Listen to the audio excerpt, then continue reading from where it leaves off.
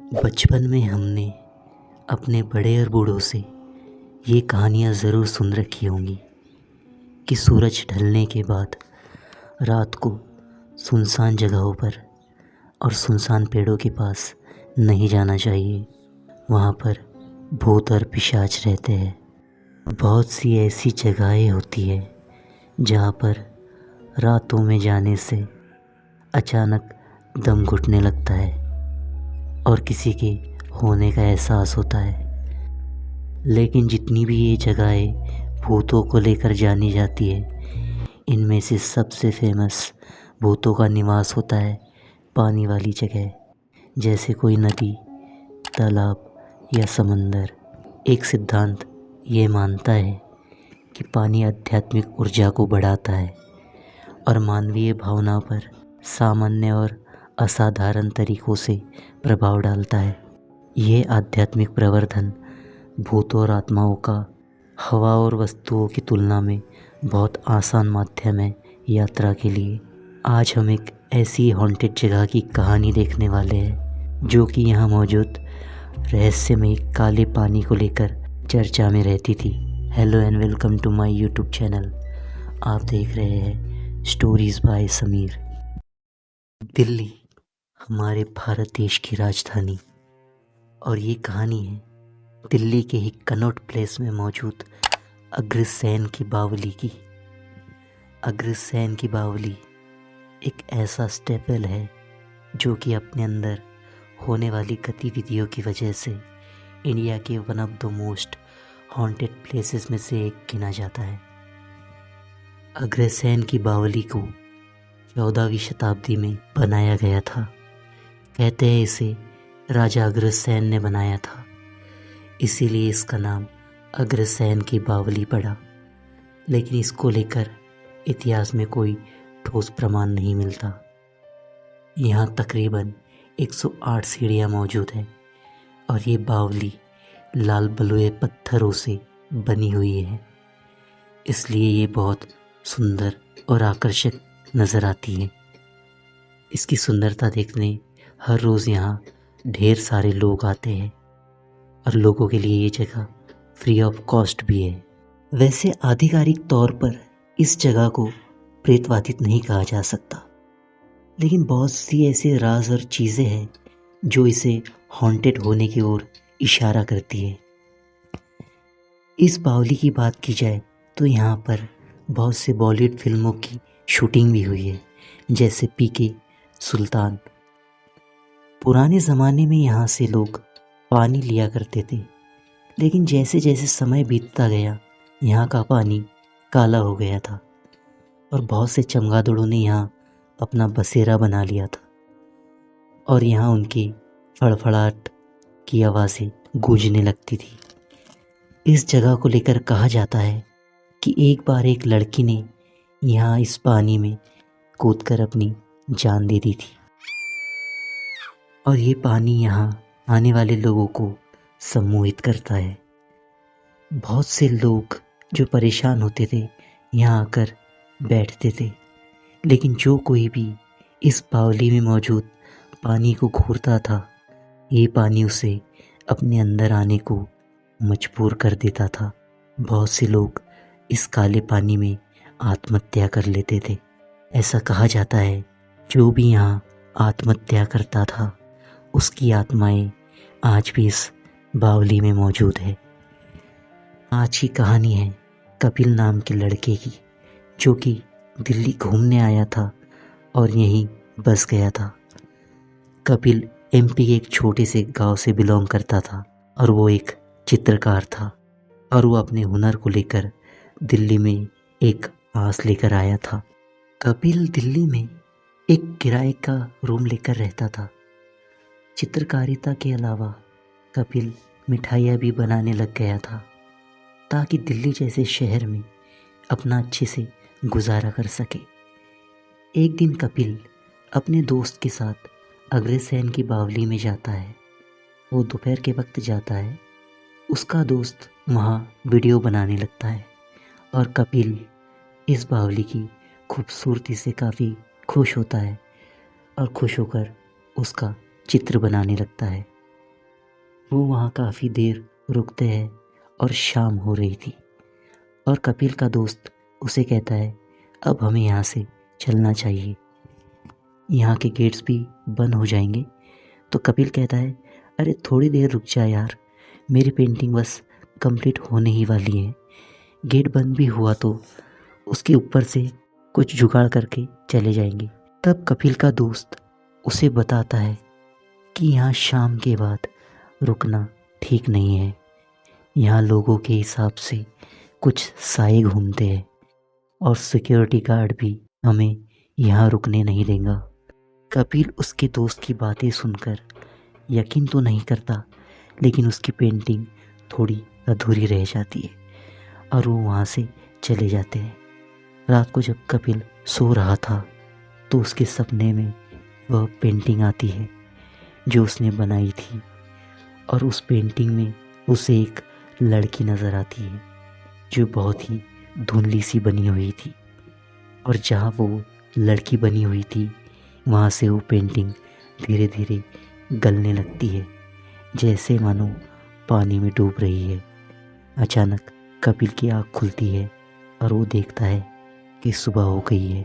उसी सुबह जब कपिल अपनी मिठाइयाँ बनाकर शॉप में बैठा हुआ था तब उसे एक कॉल आता है और जो आदमी उस कॉल पे था वो कपिल को काफ़ी बड़ा मिठाइयों का ऑर्डर देता है। कपिल दिल्ली में थोड़ी बहुत ही इनकम कर पाता था और ये ऑर्डर उसके लिए काफ़ी बड़ा था, इसलिए कपिल ने उसका ऑर्डर ले लिया और उससे पूछता है कब तक डिलीवर करना है ये ऑर्डर।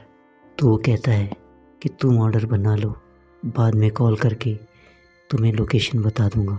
और कपिल सारा ऑर्डर बनाता है और कपिल को उसी नंबर से दोबारा कॉल आता है और वो आदमी उसे कहता है कि मुझे मिठाइयों की डिलीवरी आज रात को अग्रसेन की बावली में देना।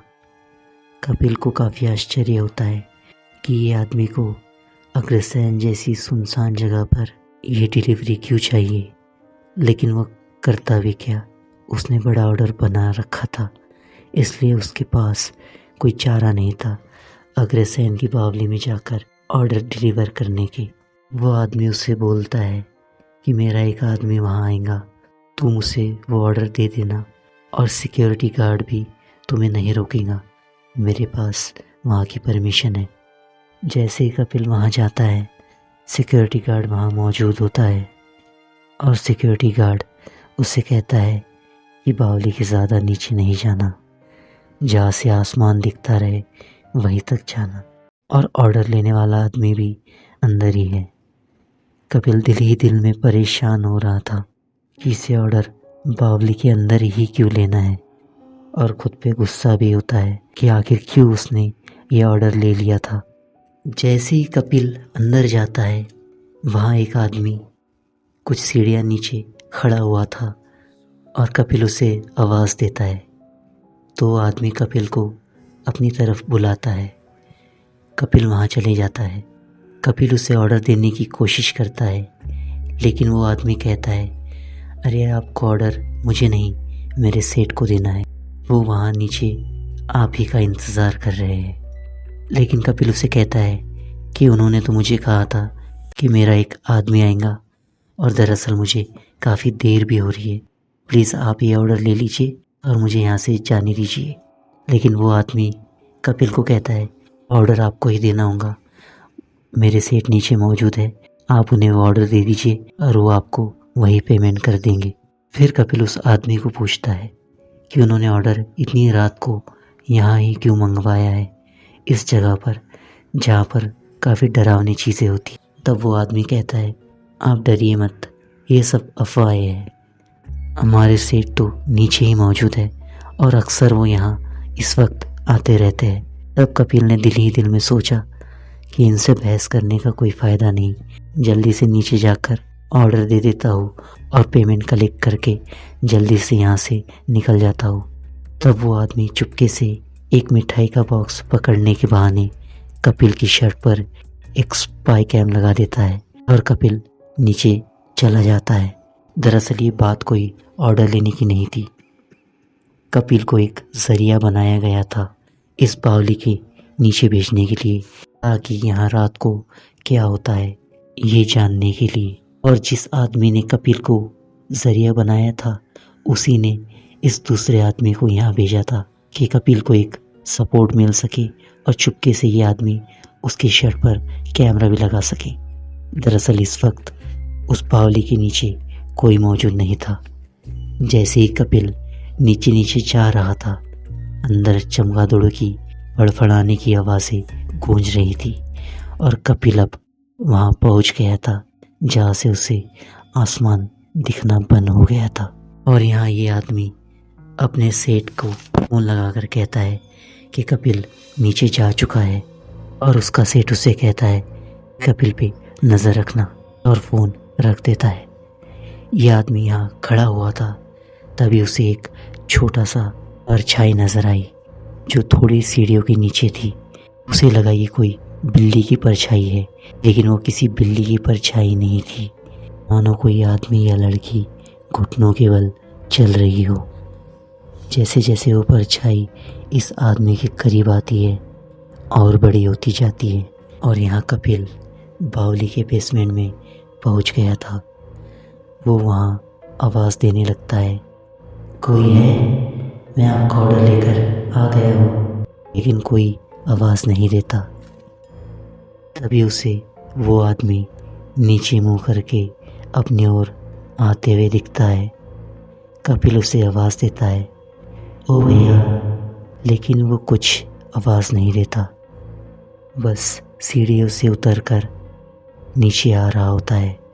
और जैसे ही कपिल के थोड़े करीब आता है, सीढ़ियों पर बैठ जाता है और अचानक से रोने लगता है।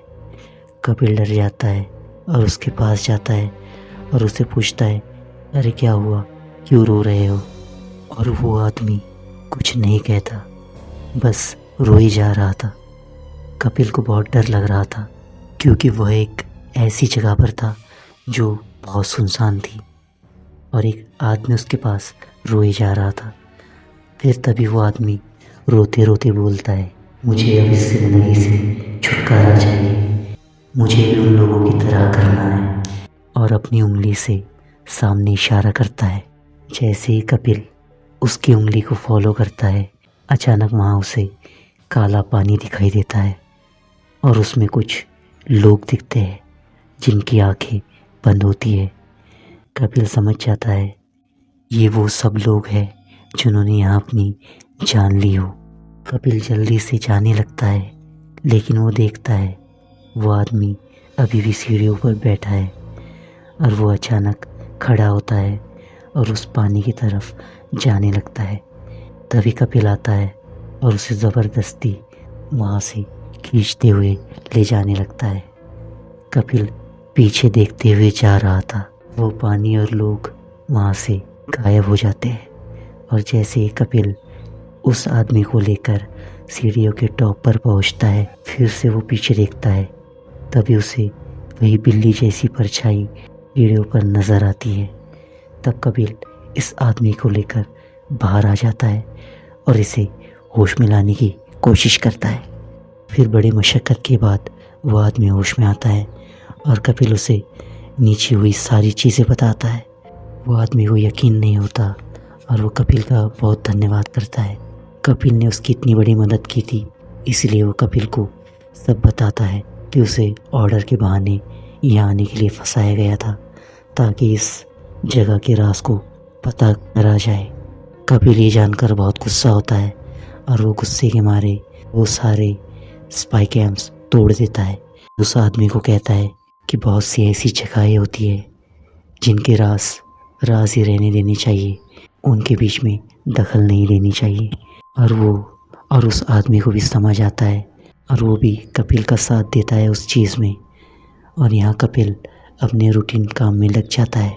इस घटना से कपिल को उसके दोस्त की बात याद आती है।